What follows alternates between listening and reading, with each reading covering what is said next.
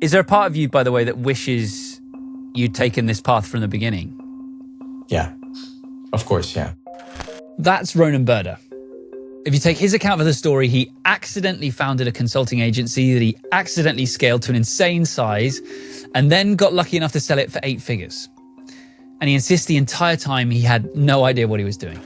I'm like everybody else, I'm winging it. But perhaps the reason he says it all just happened is because it was never a path he planned on taking, or really even wanted to. Did you enjoy the work though? Did you like it? No. Yet, today at 44, he's fully exited, living the life he wants, and is worth a very comfortable 8 figures. So the question becomes, despite the years of grueling work and intense burnout, was it all worth it? I'm Harry Morton, and this is Moneywise, a show not about making loads of money, but about what happens next. It's made specifically for the members of Hampton, a community of high net worth founders all doing at least 3 million in revenue. I'll tell you more about it later on, but in the meantime, just remember this link, joinhampton.com. On to Ronan. Let's start with exactly where he is right now. How's everything in Singapore? Hot, sticky, Yeah, as usual. Okay, as all usual, good, right? you know. Yeah. It's a bit of a temporary situation in Singapore. I'm waiting to actually move to the US, so that's all good. Yeah, Jackie said in the notes. That's really interesting. Yeah, what's taking you over there? What's the drive to the US? Well, I mean, that's the best market in the world. That's where all the smart, interesting people are. That's where the action is at. That's where the money's at. So, yeah, you know, that's cool. where the interesting things are. And then I'm also have been on Team America for a good 10 plus years now. I want to become a US citizen and I want to die in the US, cool. Hopefully. Okay, nice. Awesome. Sounds great. Talk about monthly burn. Our burn is probably around 30 to 35K a month, which isn't too bad, I guess. But it's definitely a lot more than the $1,000 I used to spend. That's coming. Right? Yeah. I mean, kids will do that, but still, that's a decent lump. But like, or jump. And do you like own your apartment or house? I assume it's an apartment because it's Singapore, but no. Okay, so everything's rented and you've got no hard assets. I mean, the rental alone is actually like about a third of our expense, right? So we're renting an apartment. It's 4 or 5 bedrooms, and it's probably about like almost 10 grand, right? It's really expensive. And I mean, obviously we're downtown, like in a really nice area, but still. I mean, lots of things are expensive. But the big plus is it's incredibly clean, incredibly safe, very well run. And it's no capital gain tax. So I guess that helps too. By the way, to clear you up on the timeline, Ronan officially left his business for good about 6 months ago. And like I teased, and we'll discuss more, the burnout he was experiencing was weighing him down hard. This is what he's been doing since. I spent basically 6 to 7 months coding. I always loved coding, always loved design and building products. That's kind of like what got me into consulting in the first place. I just, started to go and learn how to code again. And it was pretty bad at first and then like a little bit faster. And then, I've been in the process building a few open source projects. Nothing tremendously successful, but successful enough that I have a couple communities on Discord with people bothering me every day with like, could you fix this bug or could you add that new feature? And a bunch of people using the tool in real website and apps. So that's been fun to kind of like really dive deeper into open source. I hadn't done open source in years. And then to kind of like learn how to use technology again, like myself. I really wanted to get to a place where I was able to assess the opportunities and assess as well, like, how tech is actually built. I mean, how products are built. I wanted to be able to prototype things myself. And hopefully at some point when I start hiring people to work with me, being able to assess as well and gain their respect. Like, I think it's a lot easier if you actually can do the things yourself to go and gain respect from your colleagues. It's been good. But as I said, I think that the second half of this year is really going to be about go-to-market. So really trying to go and take what I've already built and advertise it more and see if I can just make something of it. And also figuring out what I want to do next, which part of it is writing, part of it is, thinking about like what new opportunities I could actually go and commit to. And, hopefully in a few months, I'll know what I want to do next. But it's been tremendous for my mental health.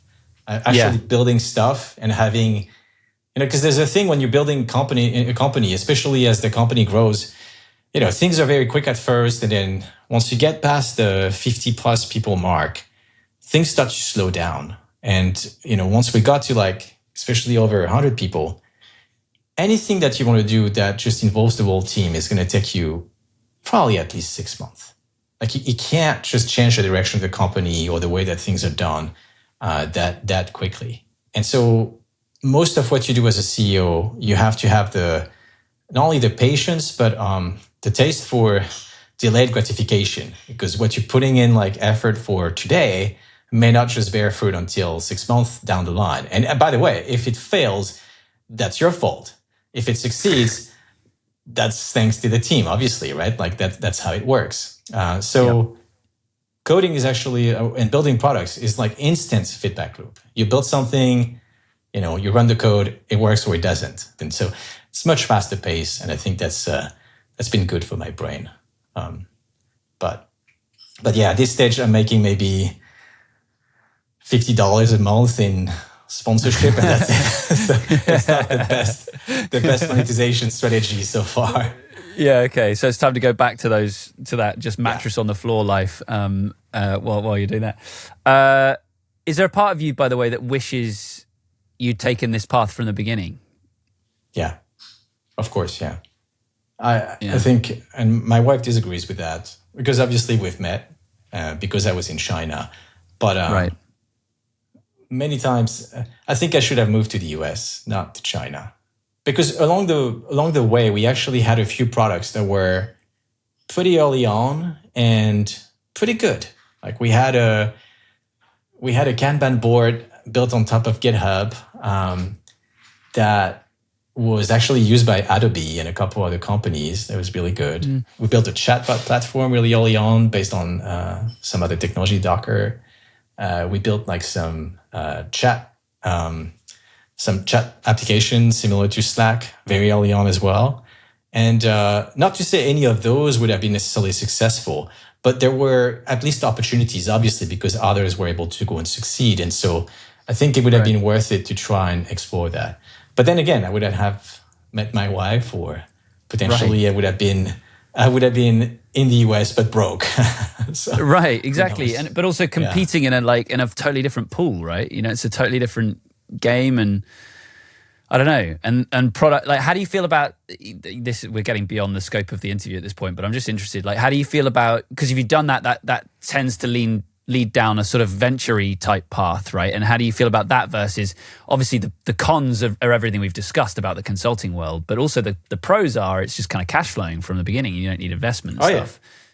Yeah. No, there are advantages. There are advantages to running a consulting business for sure, or an agency.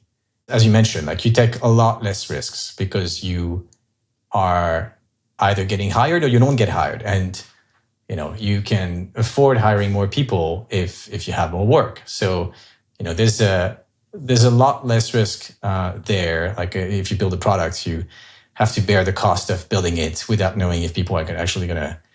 Hopefully you've done some research, but you never know, right? Until you actually go and put it out there.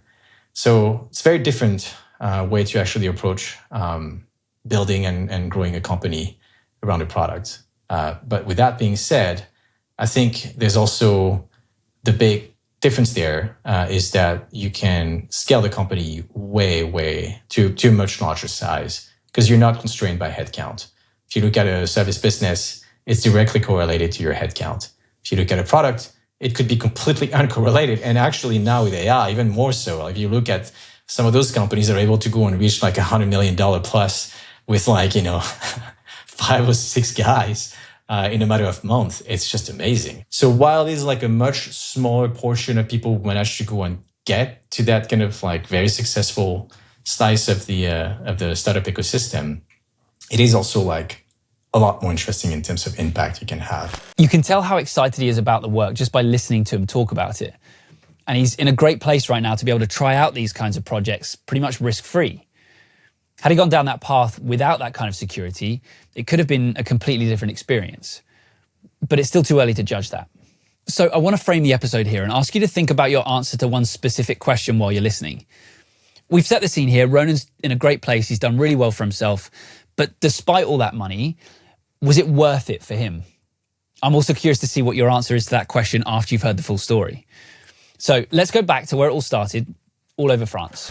I'm an army brat. So, my dad was moving to a new place every year or every couple years at most. We actually bounced around a whole bunch of places in France. We also lived in Tahiti for 2 years. And then I started later on to actually move to other places as well on my own for my studies. So actually probably left my family when I was 14 or 15. I went to a military high school and then went to Paris on my own and then ended up studying in Bordeaux before moving to China. So, yeah, I don't think about France too often. I don't feel very French anymore. So, what did you think you wanted to do with your life when you were a kid? For the longest time, I thought I wanted to be a pilot. So I wanted to, probably jet planes, probably the army. And then, I quickly figured out that my dad tried to discourage me quite heavily from going into the army. He told me, that's gone. Like, it's not really a real career anymore, at least not for your generation. And I figured out that spending 3 years in the army, that the kind of structure the army provided. Well, I'm a very disciplined person, so I really enjoyed some aspects of it, but it was definitely not for me. In the end, I kept on just studying math and physics because that's what I was mostly attracted to and mostly interested into. And I only discovered computers in 2001, I think. I remember buying the equivalent, like the French equivalent of the Internet for Dummies. And that's not exactly what I was studying either at the engineering school that I was at. But I fell in love with the whole idea of mostly the distribution model, the idea that you could build little programs and put them online, and some complete random stranger could just go and use it, and you didn't even knew what it was or what they did with it. It was pretty late, probably when I was 21, 22. So 2001, 2002.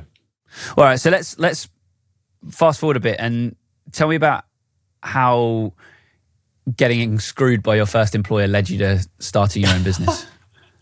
I don't know if I got actually, singled out. I didn't really quite get screwed. It was just a mess. Like I hadn't been paid in 6 months. Cool. So I was running pretty low on funds. And then the team that I had put together in Shanghai had been kind of like really screwed in the process, right? Because they hadn't been paid some of their wages, but more importantly, they hadn't been paid Social Security and a whole bunch of other things. And that put them in a really tough spot. So we had to liquidate all the assets, but there was no real asset to liquidate to begin with. And I ended up really supplementing a lot of that with my own savings.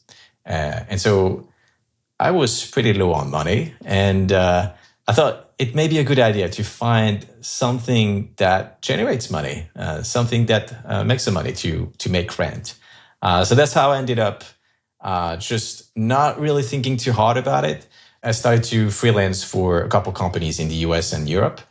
And lo and behold, like 2 months in, I had like a couple of guys working out of a makeshift office out of my living room in Shanghai, in my tiny apartment. That's how the business started. And for quite a while, for about 4 or 5 years, I actually was very opposed to the idea of running a consulting firm or an agency. I didn't want to do services. I was dead set on trying to build a product. And, sure. So we did a bunch of interesting things, nonetheless. A lot of our clients were actually in the international development and nonprofit space. How did you manage to bankroll the first couple months of this thing that you were running? Well, I lived in China, so things are actually pretty cheap. Or at least they used to be. I'm not a big spender. I have very simple needs, and I don't travel a lot. I don't really have any sort of expensive hobbies. And it was even worse back then, right? I had savings, which I mostly used to actually go and pay off the team.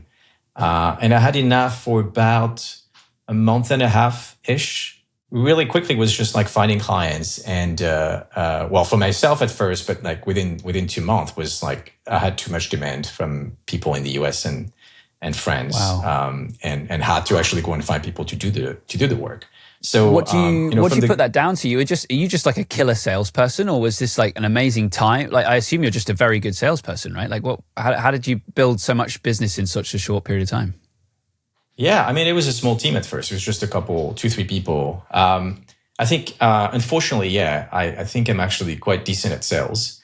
I think mostly because I was always very direct and I would say trustworthy. So people just trusted I could do a good job. And then myself, when I was doing the work, which was only for the first like maybe month-ish, I'm actually, again, quite good at being a jack of all trades. So I can do a bit of design, I can do a little bit of marketing, I can do a little bit of product. And I think that approach really worked well for my clients initially, because I would come in with like, strong differences of opinion as to what the product should be or how they should actually go and approach building things. And I think that was valuable enough for them. All this time, Ronan had kept one foot in what really lit him up, building a product. And one side project hit a major turning point. It could have been his golden ticket to America. And the only thing that stopped that from happening was him. I didn't want to run the business. So we were very opposed to growing the team for years. For several years, we stayed around 8 people-ish because I didn't want to put more resources into it. I felt that if I did that, I would end up actually building an agency or a consulting firm, and that's not what I wanted to do. End of 2015, one of the several products that I was working on, we ended up having an offer to join Techstars in the US and got an offer as well to invest in it. We had to take a decision. Do we actually do that? And do we move to the US? And so I managed to initially convince my 2 of my colleagues that were working at Wirecraft at the time to join me and do that. Mm-hmm. And after all the rounds of like discussions with Techstars and the investors, we ended up at the last minute, really 11th hour, end of 2014. I had just basically that realization, that epiphany, that I had been running the business for several years with no real focus, no real understanding that what I was doing is effectively a business, kind of hoping that I would stumble into greatness, that I would just somehow find a product that gets like, a great amount of traction and then just builds that business overnight that I wanted to have. I just realized that it was immature and that I should instead be a lot more methodical, just do one thing at a time, and to not be bothered too much by what I want, but just do the things that actually people want, that actually work. And so out of this came the realization that the product we had built, while somehow interesting, still didn't really have true traction. I decided that it'd be probably better if we actually didn't do that. So I had to go back to those 2 other guys and then convince them at the last minute. Like literally we had one piece of paper we could that we had to sign before we could actually close the deal. And I had to convince them, hey, by the way, I think we should not do that. I think we should stay in China, and I think we should just focus on the consulting business. So it was a bit of a difficult discussion, but we had the discussion. I managed to convince them, and then the rest is history. We ended up actually growing the business. In a way, he was right. That business obviously had potential, and it moved quickly, which is a breakdown we'll get to momentarily. But first, it's time for me to tell you a little bit more about Hampton, the community for founders that this podcast is made for. It's a place designed for exactly these types of conversations, really challenging questions. Like, how do you grow your business? How do you know when and what to sacrifice and whether it's worth it? What happens when you start to make a load of money? These conversations are happening all the time with real founders, both online and increasingly in person as well. When you join, you get connected with a core group of people that are in a similar position to you, and you get to learn from each other and grow together. You also get to connect with and get advice from all the different members across the world running loads of different types of businesses at loads of different stages of their companies, as well as like personal finance, their wealth and how they manage all of that stuff. So if you're a founder doing at least 3 million in revenue, check it out at joinhampton.com. Now let's get to that growth timeline from Ronan. It's amazing, but once you start focusing on one thing at a time, things go well. Well, these things go a lot better. I think within the first year, we managed to get over $1 million, and it went on growing for the next few years. I don't even remember how fast, but what I do know is that we were already in 8 figures by 2019. How did that feel? Did you feel more excited by the business, the fact that it wasn't a product business, it was an agency, it was the consultancy you didn't want to build, but did those numbers sort of change your attitude towards it, do you think? I've never really liked consulting. That's never really what I wanted to do. But I enjoyed some of the problem solving and some of the challenges. I mean, at least it was different. I had to deal with growth. And that was a lot more exciting than, just, whatever I was doing before. So in that regard, yeah, that was interesting. I think a lot more maturity towards how to run a business and what it meant to run a business. And I really saw and still see my role, if I end up doing that again, I see the role of the CEO as being the chief janitor officer. It's not about being, out there and braggy and in the spotlight. And I mean, some people like this, but I think at its core, really, at least for me, my experience has been that you're here to really deal with whatever mess is left by the team, whatever's not taken care of or whatever is actually messed up. That's on you. And so kind of building that discipline of every day waking up and knowing that the thing you should work on is probably the thing you don't want to work on. So the thing that is the lowest at the bottom of your kind of, list of interests, that's probably the thing you start with. Tell me, how much were you paying yourself along the way? Paying myself? Yeah. It took me... I think I paid myself around 10,000 kwai a month for... I have no idea what that means. Yeah. What? So it's probably about $1,000 a month. So it's probably 12 grand a year, right? Like around 10 to 15 grand a year for quite a while. Wow, you're a baller. You're a baller over here, just making it rain. Yeah, I mean, and that was part of this realization, right? Like that I had been not paying myself very much or at all for years, and that I was not being very serious about the business and no real plan of actually making money to begin with. Sounds like you were living a pretty lean lifestyle. Is that right? Yeah, I mean, I don't even have for about 4 years I was living full time on Airbnb, and the company paid for it. Right, I had no apartment. It's only once I actually met my wife that on my way back from the US after meeting her, I ended up moving in with her, and I had, finally a place for myself. And for all those years, I was constantly moving around with all my belongings, which all fit into a tiny duffel bag. To this day, it's pretty much the amount of stuff that I own. I'm obviously a bunch more things now with the kids and the family, but to my name, I have almost nothing. And I've always been Amazing. very comfortable with that, right? So not much things, even working out is for me mostly done outdoors. I love to go to a park and actually go and do calisthenics. I don't drink alcohol, so I don't go out. And I have a super strict diet as well. So I don't, mostly carnivore, sometimes paleo. Same thing. I don't really just splurge on restaurants or anything because I don't go to restaurants. I cook at home all my meals. I have the most depressing and boring life you could think of. But I like it. I like it because I get to go and work on the things I'm interested in. Totally, but from a founder perspective, it's a dream to not have to worry about that stuff. You got a guy like me with like lots of expensive habits in a room full of fucking synthesizers. He doesn't have any time to play.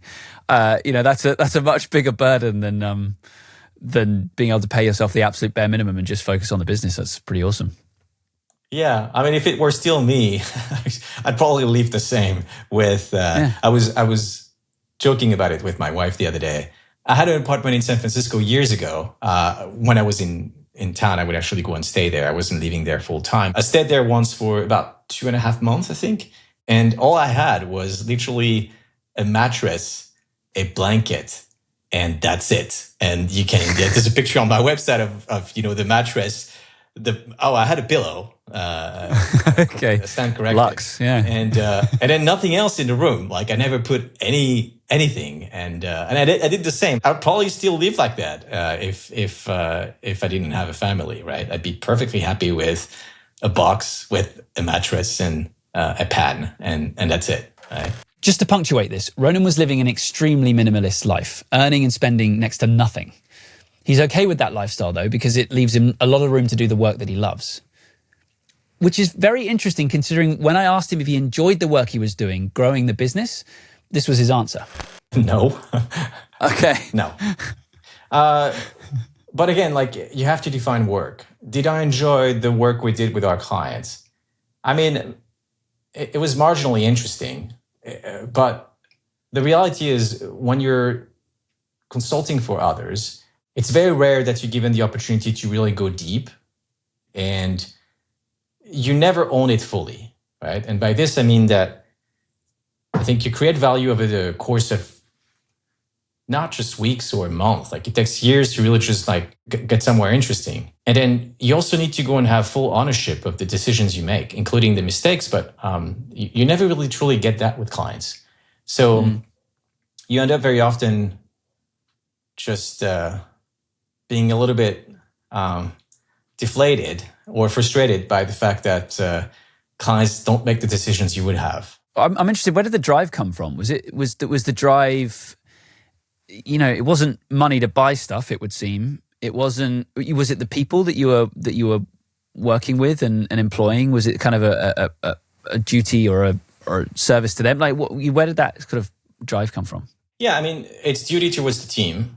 We were not the biggest outfit. We're not the most well-known outfit. I think we treated people really well, but they still took a risk by joining us because we started to do some pretty cutting-edge stuff with Node.js and React really early on, and they had tons of opportunity working at Alibaba or Tencent or Nike or whatever, but they decided to go and stay with us. And so, for me, I would have left China really, probably around 2014, 2013, if it had only been me. But I felt a duty towards my team that they made a bet. They decided to go and join me, and I should actually go and make sure that they were taken care of. But before all that work and commitment actually paid off, it just almost paid off. Around 2018, 2019, we started to have like some pretty decent growth.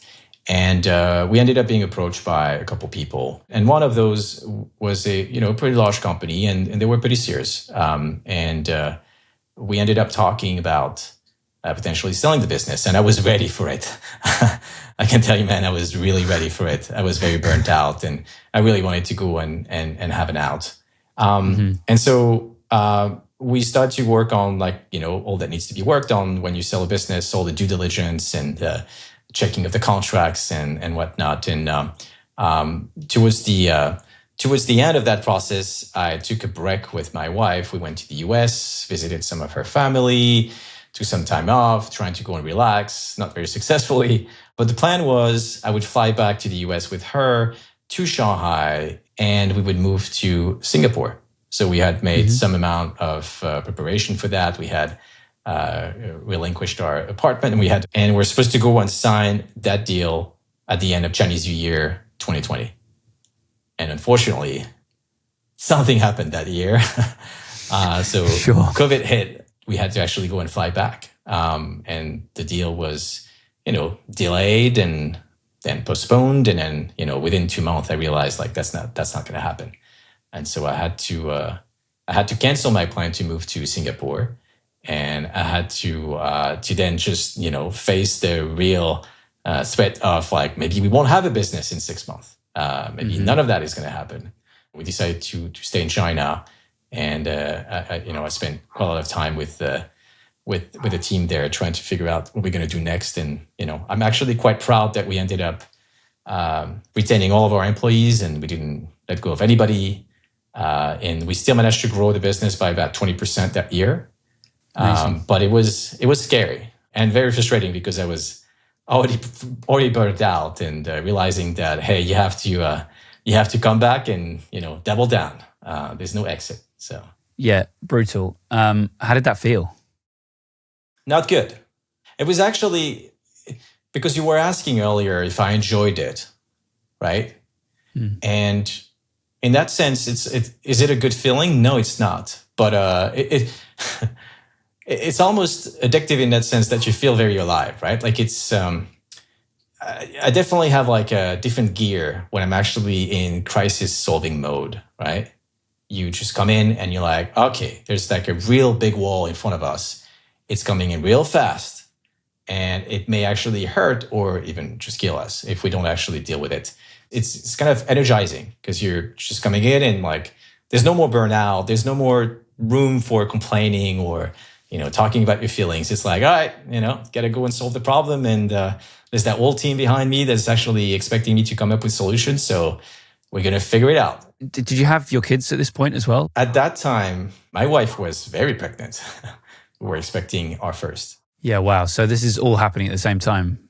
The deal falling through. Yeah. Geez, you're burnt out. You want to sell. It doesn't happen. And by the way, here's a kid. So you've got to like run the business while burnt out and raise your first child. Yeah, fun times.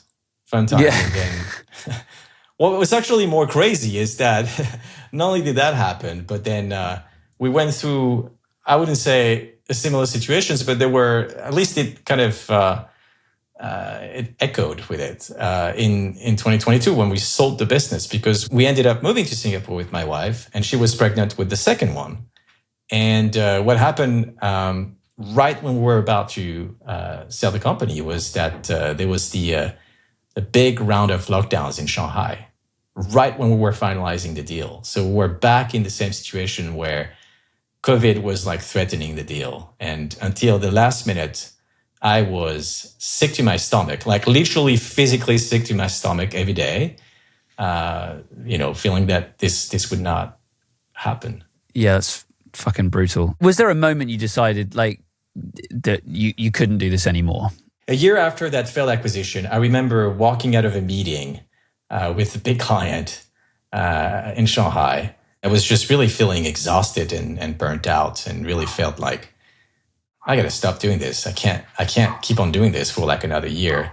So right at that moment, it was probably beginning of July, somewhere in July 2021, came out of the meeting and just got my phone and called back the bankers that we had been working with on the first deal, and then just told them like, listen, I want out. And pretty surprisingly as well, in August when we actually went to market, we put the information in. Within like a week and a half, 2 weeks, we already had people coming back, which was very unusual.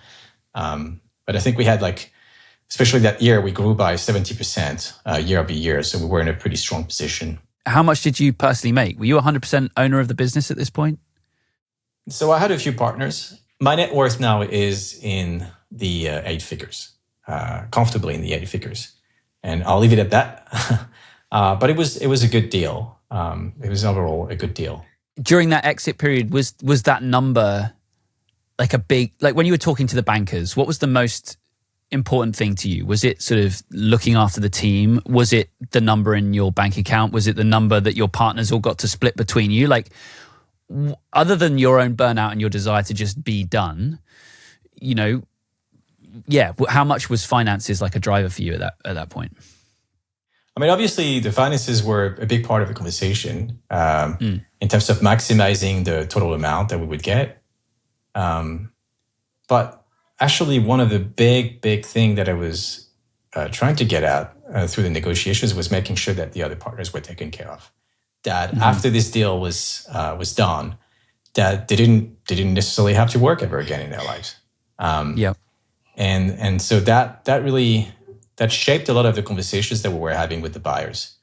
I didn't get any sort of like modicum of success through being like, awesome at finance. I didn't really do the math, and I didn't really understand it, to be honest, until the very last minute, literally the last week when I started to realize what the amount would be.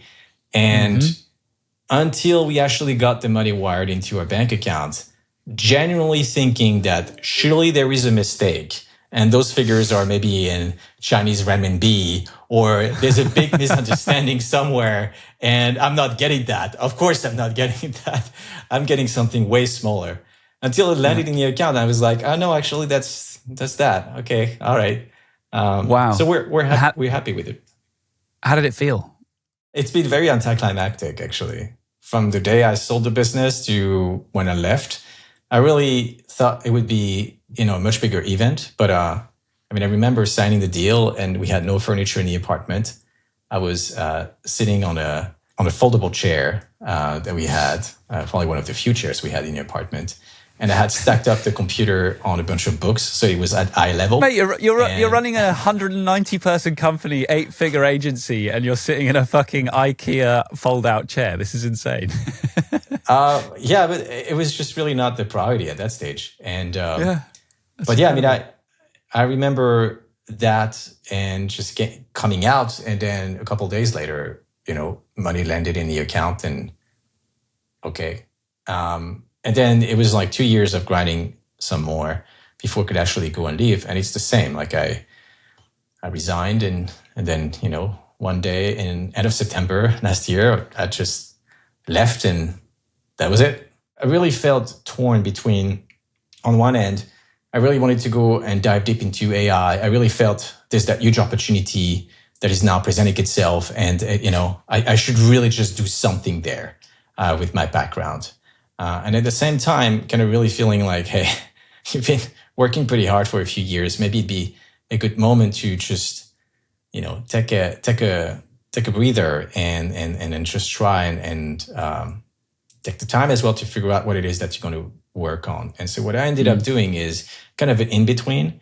I spent basically about 6 to 7 months coding nonstop. It's done wonders for my mental health. I'm feeling a lot better now. I realized about a couple months ago that I wasn't burnt out anymore. And I think now I'm like ready to go and start thinking about what's next. So go and get burnt out again. Where I'm at. I will probably. I think that's the nature of the beast, right? Hopefully, interesting.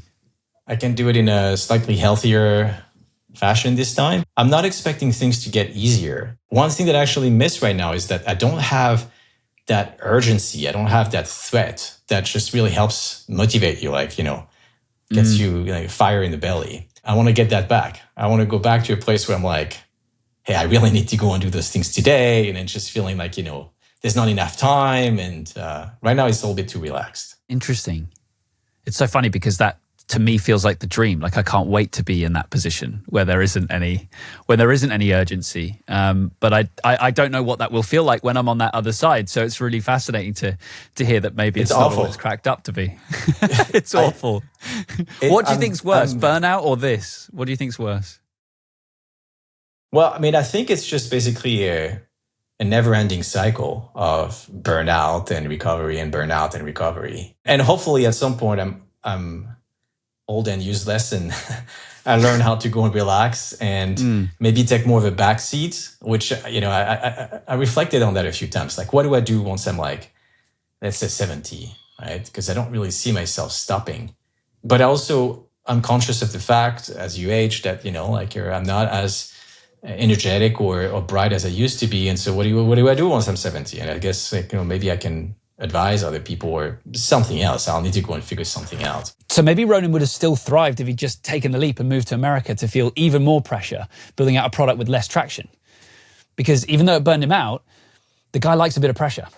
I think I've always been good at dealing with stress. I don't think that part was the part that was like a struggle for me. I do much better work when I'm actually either really pissed off or really challenged. So if we're about to die or if I've been like wronged in some kind of way, which happened a few times, or if we, both actually happened a few times, then I do much better work. What's your relationship to that? Do you like that? Are you proud of that? Are you happy about that? Like, what do you think?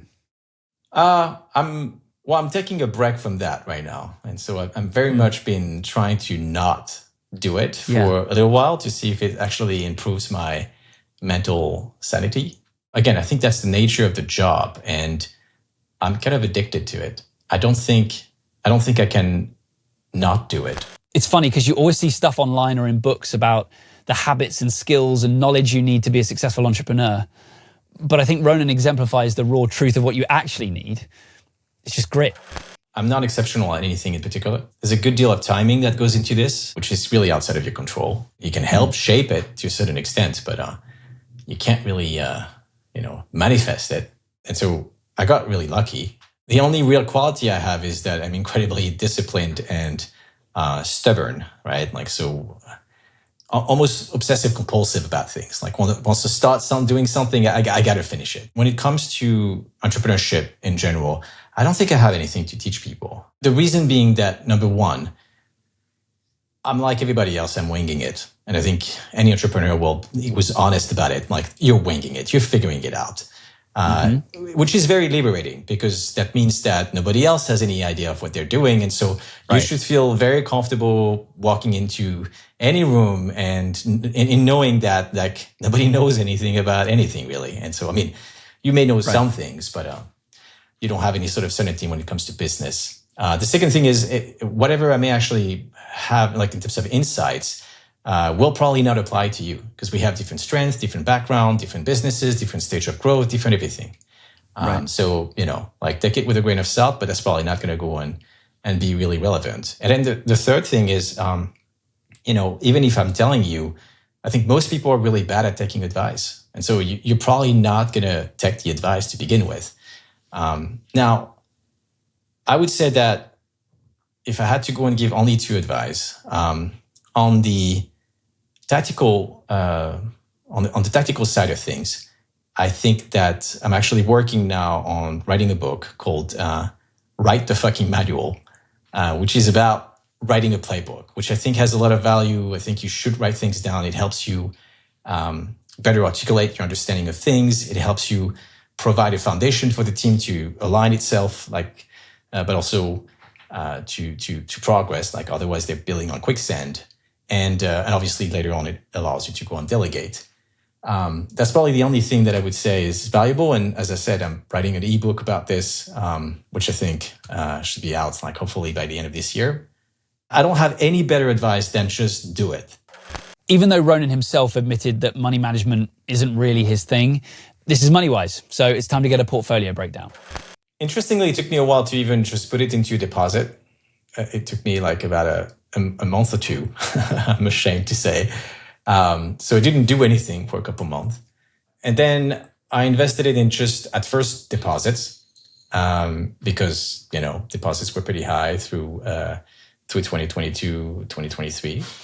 It took me really a while, like, we're kind of talking to a lot of different banks, and trying to go and understand what we would do with the money. What's the best way to actually go and manage that? And it's actually part of the only stress that I have now is really just managing that money.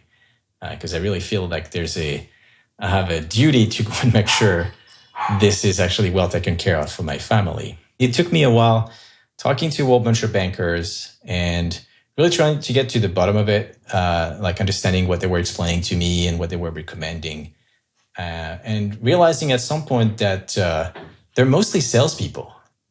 They really don't have any sort of edge, at least unless you're maybe talking to, like, the top 0.01% of bankers that I probably don't have access to, because I don't have enough assets. They don't really know more than you do. And the risk as well is that they come up with that formulaic approach to, well, you put X amount, like depending on like your appeal for risk, you're going to go and put X amount into fixed income and X amount in whatever other product. And I think that it's kind of missing out on a lot of the convictions that I may have about, AI or technology or certain companies.